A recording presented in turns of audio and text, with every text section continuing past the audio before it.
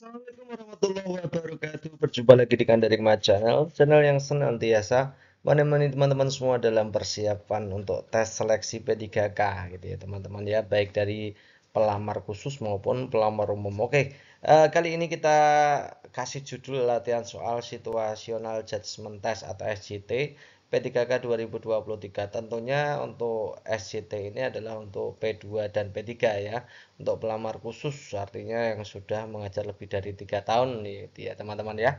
Bentuknya yang situasi pembelajaran, kalau kemarin kita sudah bahas untuk bentuk situasi yang lain, jadi kita sudah pernah bahas ya teman-teman, jadi soalnya itu bisa saja menggunakan situasi khusus di spesifik pembelajaran atau bisa juga dengan situasi yang lain. Nah, dua-duanya sama saja ya sebenarnya untuk mengukur sesuatu yang sama gitu ya teman-teman ya. Nah, cara mengerjakannya juga sama. Oke. Nah, sekarang kita yang kedua, saya ingin lagi mengulang ya. Mengulang tentang banyak yang tanya tentang P2, P3 dengan P4 itu bedanya di sebelah mana. Nah, kita ambil yang ini aja teman-teman ya. Nah, untuk P2 dan P3 nanti bentuk soalnya adalah SJT atau tes situasi gitu ya. Situational Judgment Test atau tes penilaian situasi ya. Oke, yang kalau P4 itu pakai tes biasa seperti tahun-tahun kemarin gitu ya. Tes tahun kemarin itu tidak pakai situasi. Jadi kalau benar nilainya 5, kalau salah 0 gitu ya. Beda dengan SJT, kalau SJT itu berperingkat ya. Semuanya mendapat nilai baik. Nilai maksimalnya adalah 5, nilai minimalnya adalah 0. 0 itu kalau tidak dijawab, kalau dijawab nilainya minimal 1 gitu ya, teman-teman ya. Jadi fokusnya apa? Sekarang saya kasih tahu teman-teman. Jadi dua-duanya ini tetap menggunakan kompetensi profesional guru ya. Jadi kompetensi guru ya menurut PP-nya gitu ya. Karena kita statusnya guru ini P2 P3 untuk guru ya tentunya. Ya, jadi kalau P2 dan P3 atau pelamar umum itu pakainya SJT tadi.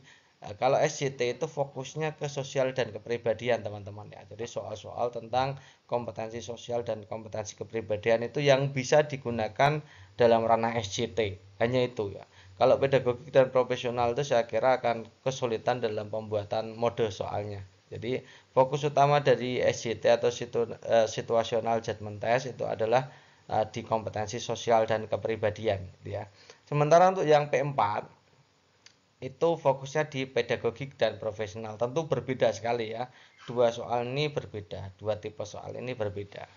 Nah, untuk teman-teman yang P4 atau umum dari Channel sudah mengeluarkan video-video sebelumnya. Yang khusus P4 itu yang materi pedagogik, profesional itu semuanya itu punyanya untuk yang P4. Sementara untuk SJT kita sudah pernah bahas ya, atau yang pertemuan kemarin kita sudah bahas untuk SJT tipe umum. Sekarang kita bahas untuk SJT tipe pembelajaran gitu ya. Nanti di minggu-minggu selanjutnya kita akan bahas tentang pembelajaran dan juga umum bergantian gitu ya. Ini kenapa dari Macana jarang perilis video, karena dalam tahap pengkajian. Jadi soal SJT yang terbaru ini kategori baru ya tipe SJT ini. Maka perlu dikaji dulu bagaimana trik menjawab cepatnya seperti apa, bagaimana cara menjawabnya, poin-poinnya seperti apa. Jadi teman-teman harus tahu itu dan dasar apa yang digunakan. Nah, untuk kemarin kita sudah pernah bahas ya. Jadi sebenarnya SJT itu fokusnya ke budaya kerja yang mau diambil gitu ya. Kalau budaya kerja yang bagian umum di situasional yang umum kita sudah bahas di part sebelumnya. Kalau sekarang kita bahas untuk budaya kerja di lingkup pembelajaran bagaimana untuk yang harus dikuasai oleh guru. Nah, kita akan bahas panjang lebar di situ ya teman-teman ya. Nah,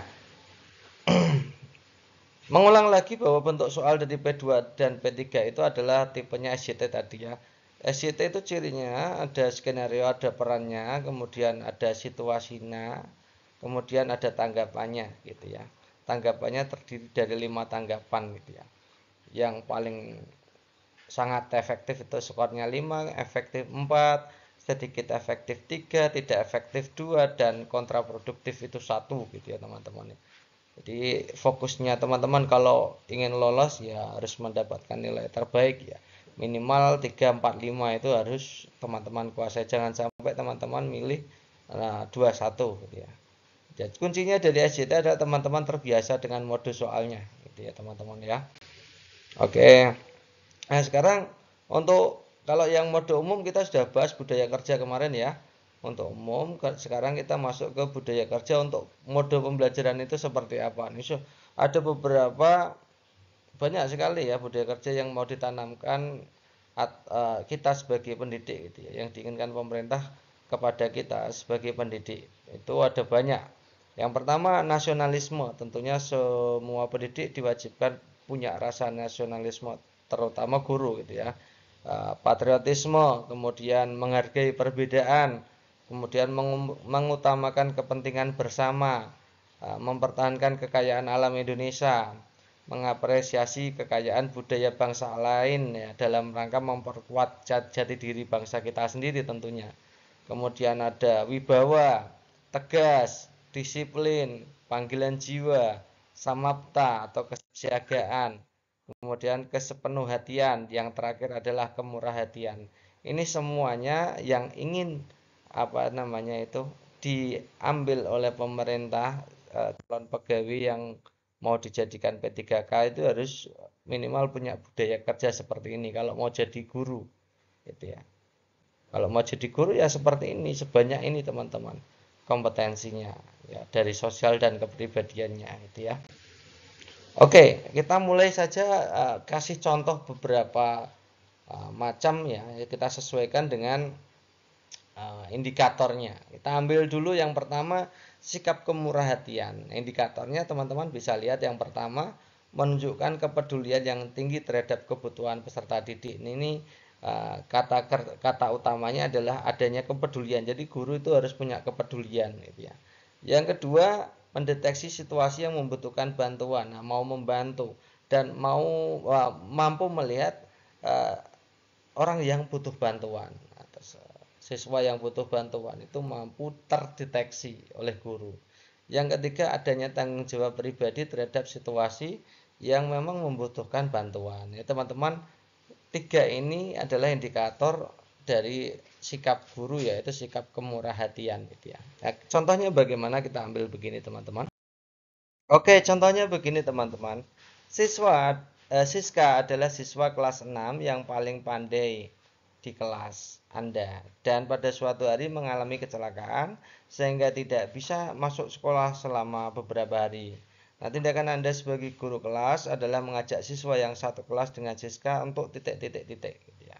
Jadi contoh soal ini adalah merujuk pada kemurahhatian tadi ya. Ada kepedulian, ada membantu, dan juga ada tanggung jawab pribadi dalam kaitannya dengan membantu orang lain gitu ya. Mana yang paling tinggi seperti apa, yang paling rendah seperti apa. Nah, fokusnya teman-teman harus bisa mengurutkan itu ya.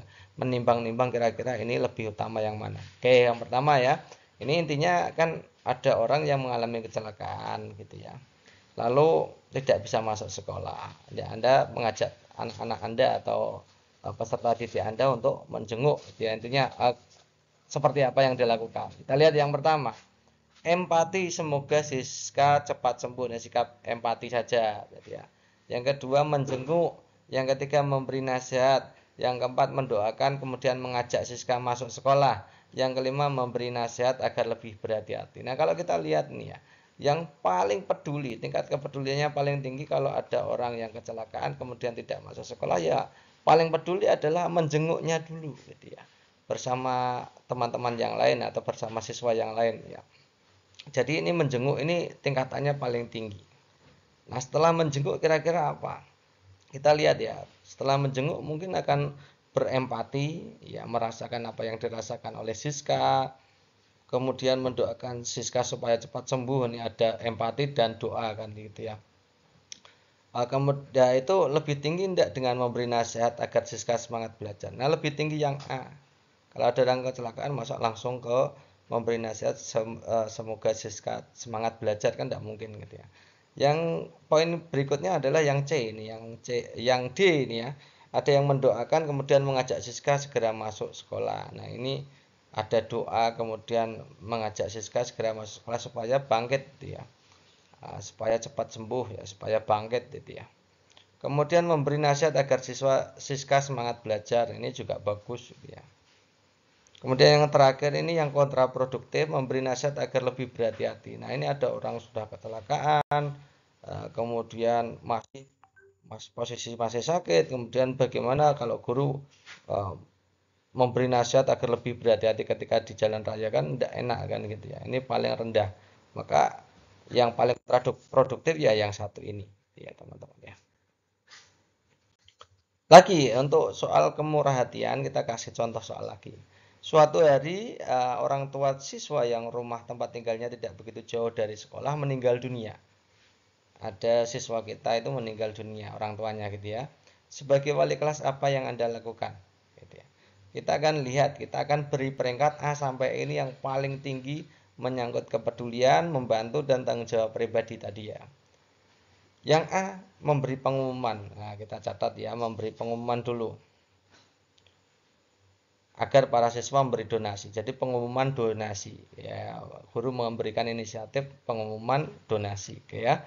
Yang B melakukan kunjungan tapi bersama guru, oke. Kemudian yang C memberikan donasi ya, cukup memberikan donasi saja, oke. Yang keempat meminta bantuan ketua kelas untuk mengumpulkan donasi, berarti ini termasuk mengorganisasi seluruh siswa ya, seluruh siswa yang diwakili ketua kelas itu mengumpulkan donasi. Oke. Yang kelima itu melakukan kunjungan dengan perwakilan siswa ya, kemudian memberi donasi. Jadi kalau ada orang yang meninggal dunia, orang tuanya, maka yang paling tinggi ya pasti berkunjung ke tempat situ. Dan di situ karena hubungannya dengan siswa, maka paling bagus ya dengan siswa ya, dengan perwakilan siswa. Ya, jadi rasa empatinya siswa juga terketuk hatinya kan gitu, tidak hanya guru gitu ya. Di wali kelas bersama siswa itu melakukan kunjungan ya. Nah, kemudian memberikan donasi ya. Jadi ada dua hal di situ ya. Selain melakukan kunjungan secara langsung jadi bentuk kepedulian, yang kedua kepedulian kedua adalah memberikan donasi. Jadi ada dua kepedulian utama yang muncul di opsi E ini. Maka E ini berperingkat paling tinggi nilainya 5 ya. Kemudian kita lihat ya. Yang B juga bagus nih, melakukan kunjungan bersama tim guru ke rumah siswa menyampaikan belasungkawa. Donasinya tidak ada, tapi cukup bagus karena pemberian kunjungan bersama guru. Ini juga termasuk wujud peduli, tapi nilainya pasti di bawah yang E tadi kan gitu ya. Berarti 4-nya di sini. Yang ketiga yang mana ya? Apakah sekedar memberi pengumuman pada siswa memberi donasi atau memberi donasi langsung saja atau meminta bantuan ketua kelas untuk mengumpulkan donasi? Tentu D ini yang lebih tinggi nilainya karena di situ ada unsur mengorganisasi siswa untuk memberikan donasi sebagai wujud kepedulian kan gitu ya. Jadi guru itu lebih peduli itu nilainya. Ya, jadi tiganya poinnya pasti di D ini. Jadi ya. Yang kedua yang nilainya tidak terlalu efektif milih A apa C? Yang tentunya yang milih A itu. Tidak terlalu efektif. Masa ada siswa kita dalam perwalian kita itu meninggal dunia, kita hanya mengumumkan agar siswa memberikan donasi. Itu kan bentuk kepeduliannya ya cukup kecil ya. Jadi dua di sini, yang terakhir hanya memberikan donasi atau sumbangan titipkan ketua kelas, ini paling buruk ya, paling rendah itu situasinya gitu ya. Maka jawaban yang paling tepat teman-teman pilih yang skornya paling tinggi, E gitu ya teman-teman ya. Oke, kita lanjutkan ke sikap kemurahhatian contoh yang lain. Jadi ya, nanti kita bahas semua untuk sikap yang mau dikembangkan oleh guru, itu harus dibahas semua. Anda mendapat tugas mengajar pelatihan tambahan atau pelajaran tambahan atau les setelah jam sekolah bersama guru lain secara bersama di 2 kelas paralel ya. Suatu hari teman Anda tidak bisa hadir tanpa memberi kabar. Sebagai guru apa yang Anda lakukan? Nah, ini bentuk kepedulian dalam kaitannya dengan membantu ya, membantu, kemudian tanggung jawab pribadinya kalau ada situasi seperti ini, seperti bagaimana kalau Anda jadi guru. Nah, kita harus bisa mengurutkan itu ya. Yang pertama kita lihat ya, melaporkan kejadian ke kepala sekolah. Oke, kita simpan dulu, melaporkan kejadian ke kepala sekolah. Meminta siswa kelas satunya belajar mandiri. Oke. Melakukan pembelajaran kelas rangkap. Oke. Menginformasikan kelas satunya bahwa guru bersangkutan tidak hadir. Oke, yang kelima, kelas yang gurunya tidak hadir dipulangkan. Ini kalau teman-teman lihat pasti teman-teman sudah tahu ya. Jadi jawaban yang paling tinggi yang melakukan pembelajaran kelas rangkap meskipun bergantian kelas ini, jadi dua-duanya tetap terpenuhi, pembelajarannya tetap terlaksanakan gitu ya, meskipun agak berkurang, tapi ini memang solusi yang terbaik adalah kelas rangkap. Kelas rangkap ini berarti skornya tertinggi gitu ya. Yang kedua kita lihat ya, yang tetap memberikan, yang tetap anak itu tetap belajar itu bagaimana, ini yang mana yang paling bagus gitu ya. Tentunya yang B, meminta siswa kelas 1-nya untuk belajar mandiri sampai waktu pelajaran selesai. Ini jadi siswa tetap belajar. Ya, tetap meminta siswa untuk belajar. Ini wujud kepedulian juga gitu ya. Ini juga efektif juga gitu ya. Sambil guru yang tadi itu mengawasi gitu ya. Tentunya itu. Yang ketiga, kita serahkan ke kepala sekolah. Biasanya untuk melaporkan kejadian ke atasan, ke kepala sekolah dan lain-lain itu di posisi ketiga gitu ya. Laporkan ke atasan agar mendapat perhatian, atau kita pasrahkan untuk kepala sekolah mau diganti guru yang lain atau bagaimana, terserah itu ya. Jadi kita serahkan. Jadi wujud kepedulian kita ya serahkan ke kepala sekolah. Ini skornya 3 biasanya. Kemudian tinggal D dan E ini yang paling buruk yang mana? Yang menginformasikan kelas 1-nya bahwa guru tidak bersangkutan tidak hadir atau kelasnya dipulangkan. Ini paling jelek ya yang E ini teman-teman. Kelas yang gurunya tidak ada dipulangkan gitu aja gitu ya. Jadi anak-anak tidak mendapatkan apa-apa dari situ. Kalau D menginformasikan kelas 1-nya bahwa guru yang bersangkutan tidak hadir, ini setidaknya anak tahu, mendapatkan informasi ya. Mendapatkan informasi, nanti diserahkan ke anak apakah anak mau tetap belajar di kelas itu atau mau pulang gitu ya. Kalau dipulangkan kan padahal izinnya di rumah kan belajar gitu ya. Mungkin kalau yang D ada kemungkinan siswanya untuk belajar berkelompok sendiri gitu ya. Karena diserahkan ke siswanya, diputuskan oleh siswa sendiri. Ini anak-anak ini tidak hadir. Itu kan ada informasi itu, jadi nanti dikembalikan ke siswa. Siswa yang mungkin sudah izin dari rumah untuk belajar les tambahan, ternyata gurunya tidak hadir, mungkin bisa belajar kelompok sendiri gitu ya. Nah, jadi diberikan kebebasan untuk siswanya. Kalau yang ini langsung dipulangkan, jadi anak tidak mendapatkan apa-apa dari situ. Ini tentunya nilainya paling buruk gitu ya. Oke. Berikutnya, Anda memiliki siswa yang sedang sakit sehingga harus menjalani rawat inap selama 20 hari. Nah, hal itu membuat siswa tersebut mengalami ketinggalan pelajaran. Jadi anak butuh bantuan ya, jadi ya, karena mengalami ketinggalan pelajaran ya. Nah, sebagai wali kelas yang Anda lakukan apa? Ada siswa yang ketinggalan pelajaran.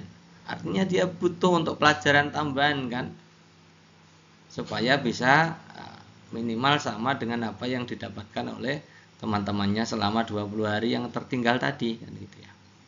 Nah, kita lihat opsi pilihan gandanya. Nanti mana yang terbaik gitu ya, teman-teman bisa cek sendiri. Yang A, memberi materi pelajaran dan tugas tambahan untuk mengejar ketertinggalannya. Wah, ini bagus ya. Memberikan materi pelajaran kemudian memberikan tugas tambahan. Oke.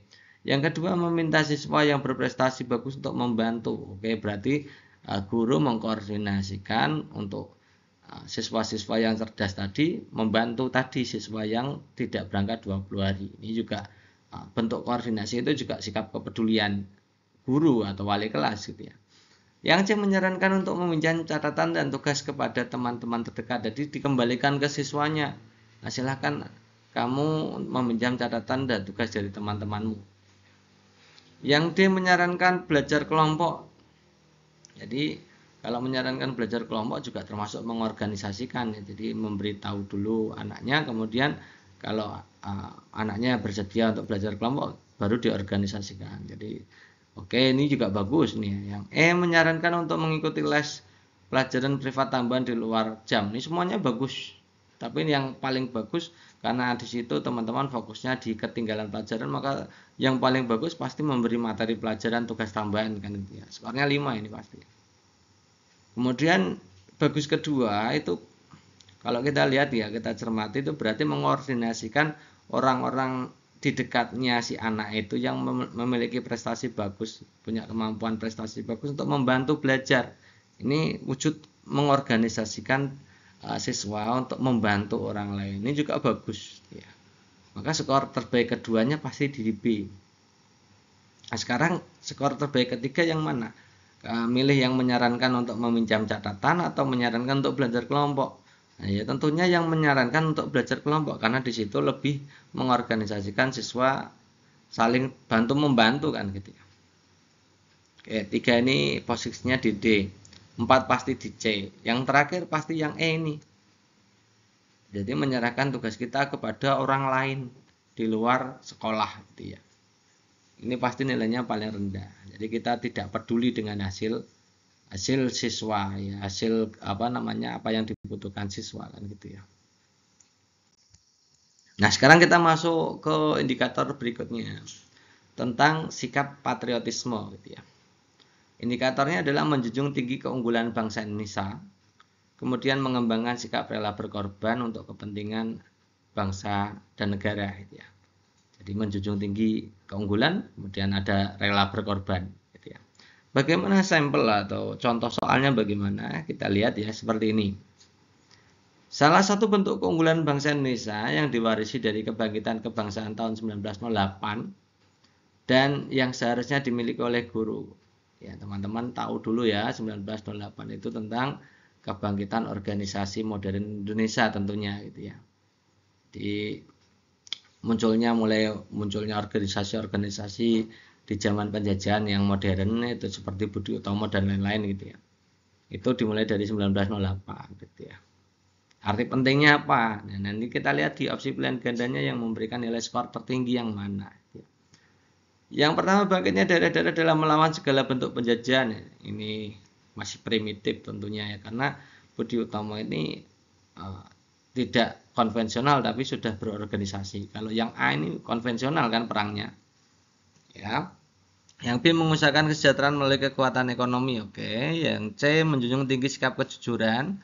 Yang D membangun Indonesia mulai dari mana saja sepanjang untuk Indonesia, oke. Kesadaran berorganisasi secara modern dalam menghadapi tantangan bersama. Nah, tentunya yang E ini ya teman-teman, yang skornya tertinggi karena kebangkitan 1908 ini tentang organisasi. Jadi memperjuangkan kemerdekaan Indonesia lewat organisasi modern tentunya.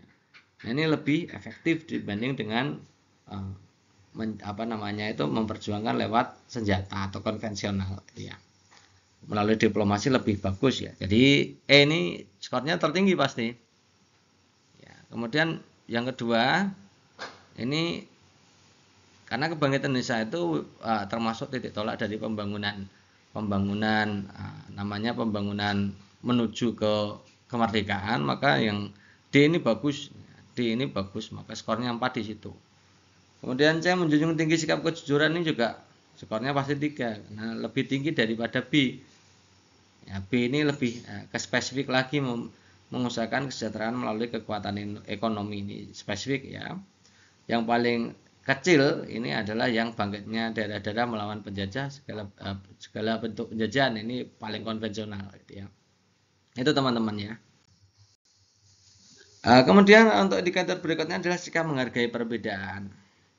Indikatornya begini, menciptakan persamaan derajat, persamaan hak kewajiban asasi manusia tanpa membeda-bedakan suku, keturunan, agama, kepercayaan, jenis kelamin, kedudukan sosial, dan warna kulit. Ya, contohnya ini teman-teman. Penghormatan guru terhadap persamaan hak dan kewajiban asasi setiap siswa dapat diwujudkan dengan cara titik-titik. Ya, oke ya. Ini perwujudan guru terhadap persamaan hak asasi setiap siswa. Oke. Yang A mengetahui riwayat hidup tiap siswa. Oke. Ini jelas jauh ya, lumayan jauh ya. Yang B memberikan kesempatan menjawab pertanyaan siswa yang tunjuk jari. Jadi ada unsur keadilan di situ gitu ya.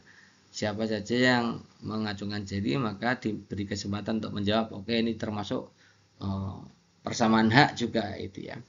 Memberi kesempatan siswa berpendapat dengan memperhatikan pendapat siswa lain ya. Dengan perhatikan pendapat siswa lain ini juga hak dan kewajiban asasinya ada. Haknya adalah diberi kesempatan untuk berpendapat, kewajibannya adalah memperhatikan pendapat orang lain. Oke. Yang D menentukan nama panggilan berdasarkan kesepakatan. Oke. Yang E mengatur tempat duduk dalam kelas berdasarkan alfabetis.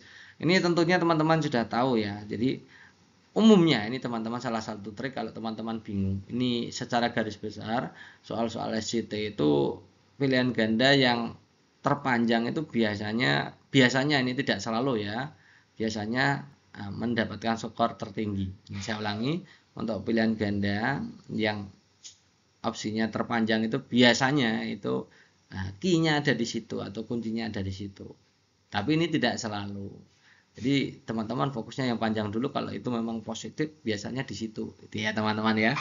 Oke, jadi C ini nilainya 5. Kemudian kita lihat ya yang lebih menuju ke persamaan hak dan kewajiban asasi, ada unsur keadilan di situ adalah opsi B dan opsi E, gitu ya. Opsi B dan opsi E. Yang B itu memberi kesempatan menjawab pertanyaan siswa untuk yang tunjuk jari. Oke. Itu yang E mengatur tempat duduk. Oke. Yang paling bagus berarti yang B. B ini skornya 4 pasti. Yang E ada keadilan dalam posisi duduk alfabetis. Ini tidak request ya, tapi memang disesuaikan dengan alfabetis. Ya, mungkin saja laki-laki dan perempuan bisa satu tempat duduk. Ya. Oke, ini 3. Kemudian menentukan nama panggilan berdasarkan kesepakatan juga penting ya, itu juga termasuk hak siswa untuk dipanggil dengan nama yang terbaik ya. Nah, yang paling rendah adalah mengetahui riwayat hidup tiap siswa. Jadi ini bagi siswa ya tidak terlalu penting, tapi bagi guru ada hal pentingnya tapi kecil itu ya. Oke, jadi jawaban yang terbaik adalah opsi C. Next berikutnya kita ambil yang indikator sikap berikutnya adalah sikap kesepenuh hatian. Indikatornya adalah menampilkan tanggapan terbaik sebagaimana yang dihayati peserta didik. Jadi mampu memberikan tanggapan terbaik. Di situ artinya tanggapan terbaik itu ya emosinya stabil dan lain-lain gitu ya. Mampu mengendalikan diri itu wujud dari menampilkan tanggapan terbaik gitu ya. Ulangi, emosinya harus stabil, mampu mengendalikan ya. Yang kedua adalah merancang berbagai usaha untuk menuntaskan pekerjaan. Jadi fokus ke pekerjaannya, menyelesaikan pekerjaan. Kalau kita sebagai guru, maka pekerjaan utama kita adalah melayani peserta didik, gitu ya. Pelayan pendidikan, melayani kebutuhan dari peserta didik untuk mendapatkan pendidikan, gitu ya. Oke, contoh soalnya ini. Ada kalanya guru mendapatkan kritik dari orang tua siswa dalam mendidik putra-putranya di sekolah. Namun guru harus dapat mengendalikan diri dengan tidak mengedepankan sikap emosional. Jadi ada pengendalian diri di situ ya, maka cocok dengan indikator kita, ya, kesepenuh hatian. Dalam ini tindakan yang semestinya menjadi prioritas guru. Oke, prioritas guru. Yang A, memberikan layanan pendidikan sebaik-baiknya sesuai dengan perkembangan dan kebutuhan siswa. Oke. Yang B, menyediakan kegiatan ekstrakurikuler menjelang akhir tahun pelajaran karena menambah beban siswa. Yang saya memberi layanan pendidikan sebaik-baiknya sesuai permintaan dan kesepakatan dengan orang tua. Ini aneh tapi juga lumayan ya. Yang D, menerima semua masukan untuk diterapkan dalam mendidik siswa. Masukan untuk segera diterapkan dalam mendidik siswa. Oke, yang E, karena yang D itu menerima semua masukan, berarti mungkin yang D ini yang kontraproduktif, yang nilainya 1 karena jelek sendiri dia.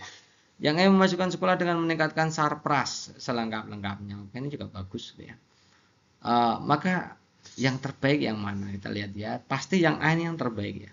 Memberikan layanan pendidikan sebaik-baiknya sesuai dengan perkembangan kebutuhan siswa. Jadi sesuai dengan perkembangan dan sesuai dengan kebutuhan siswa. Ini skornya paling tinggi.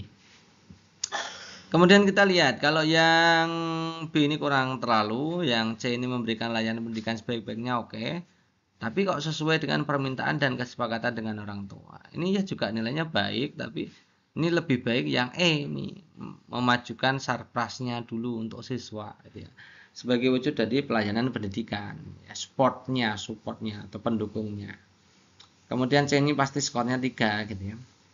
Yang B ini kecil ya bentuk kepeduliannya di situ, pengendaliannya juga kecil, menyediakan kegiatan ekstrakurikuler ini kecil. Yang terakhir ini pasti ya. Nah itu dulu teman-teman untuk pembelajaran kita kali ini. Nah soal-soal yang sudah saya bahas ini masuk di ebook yang situasi pembelajaran itu ya teman-teman. Bagi teman-teman yang ebooknya belum update, teman-teman boleh minta update gratis kok untuk dari Channel yang warna biru ini ya. Jadi yang kita bahas hari ini yang warna biru. Itu yang warna kuning besok-besok lagi gitu ya. Yang warna kuning itu untuk situasi kerja yang lain. Sebenarnya sama saja teman-teman ya. Kalau teman-teman yang penting kuncinya adalah teman-teman benar-benar memahami budaya kerja yang diinginkan. Baik yang biru maupun kuning sudah saya sampaikan, jadi teman-teman ya ada di situ semua. Jadi teman-teman yang belum punya dua ebook ini untuk yang P2 P3, ini dua-duanya untuk P2 P3. Semua mapel bisa menggunakan ini ya, karena memang ini berlaku untuk umum gitu ya. Oke, masing-masing harganya 50.000, teman-teman bisa menghubungi nomor ini gitu ya. Saya kira cukup sekian untuk pembelajaran kita kali ini. Terima kasih atas perhatiannya. Dan bila ada sesuatu yang mau ditanyakan, silakan hubungi nomor yang tadi gitu ya. Terima kasih atas perhatiannya. Assalamualaikum warahmatullahi wabarakatuh.